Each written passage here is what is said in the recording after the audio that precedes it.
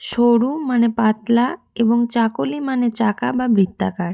মাটির খোলা বা চাটুতে চালের গুঁড়ো ও বিউলির ডালবাটা মিশিয়ে খুব পাতলা করে ছড়িয়ে এটি তৈরি করা হয় বলেই এর নাম সরু চাকলি। পৌষ সংক্রান্তি বা নবান্ন উৎসবে লক্ষ্মী পূজার প্রসাদ হিসেবে বা শীতকালীন আপ্যায়নের অঙ্গ হিসেবে এই পিঠা তৈরির প্রথা দীর্ঘকাল ধরে চলে আসছে। পশ্চিমবঙ্গ ও বিশেষ করে মেদিনীপুর, বাঁকুড়া এবং উড়িষ্যার সীমান্তবর্তী এলাকায় এই পিঠার ব্যাপক প্রচলন দেখা যায়। এটি দক্ষিণ ভারতীয় ধোসার একটি বাঙালি সংস্করণ হিসেবেও পরিচিত, যা সময়ের সাথে সাথে বাঙালির নিজস্ব স্বাদ ও উপকরণের মাধ্যমে পরিবর্তিত হয়ে সরু চাকলির নাম ধারণ করেছে।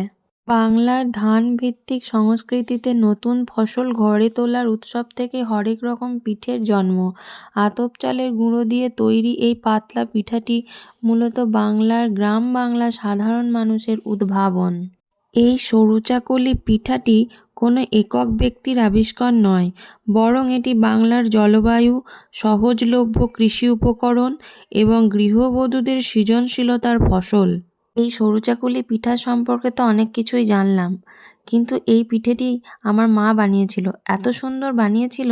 আমি একবার বাড়িতে ট্রাই করেছিলাম, কিন্তু এত সুন্দর হয়নি। কিন্তু মা এটা সুন্দর বানিয়েছে, খেতেও অসাধারণ হয়েছিল। দেখা হচ্ছে পরের ভিডিওতে। Tata, by.